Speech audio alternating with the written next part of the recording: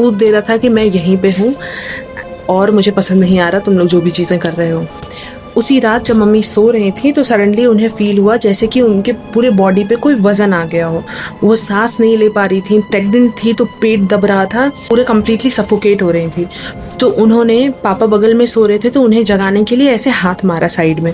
तो उन्होंने जैसे हाथ मारा तो लगा जैसे कि उंगली में कोई कील सी चुभ गई हो। तो उन्होंने तुरंत से हाथ खींच लिया। उन्हें समझ में नहीं आ रहा था कि आखिर उनके हाथ में काटा किसने।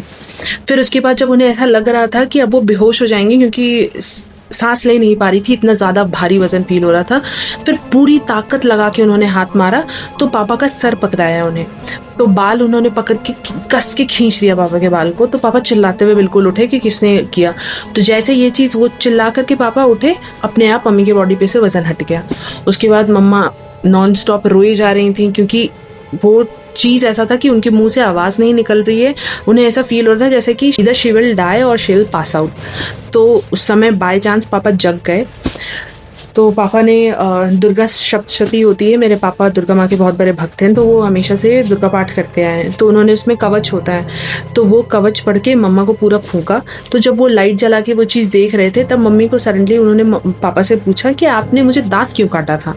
तो पापा ने कहा कि पागल हो गई, मैं तुम्हें दांत क्यों काटूंगा। फिर उसी लाइट में जब मम्मी ने अपनी उंगली को पलट के देखा तो हमारे दांत के निशान कैसे होंगे, ऐसा यू सा शेप आएगा, बट वहाँ पे 2 छोटे छोटे छेद के निशान थे जिससे ब्लड आ रहा था। बिल्कुल पॉइंटेड 2 छेद के निशान थे। ये फर्स्ट नाइट उनके साथ हुआ। उसके बाद फिर मल्टीपल चीज़ें होती चली गई। तो ये मैं नेक्स्ट पार्ट में आपको बताऊंगी कि आगे और क्या हुआ था। मेक श्योर कि अगर आप इसको एंजॉय कर रहे हो तो पेज पास्ट मिडनाइट पेज को फॉलो कर लो। Until next time, bye bye.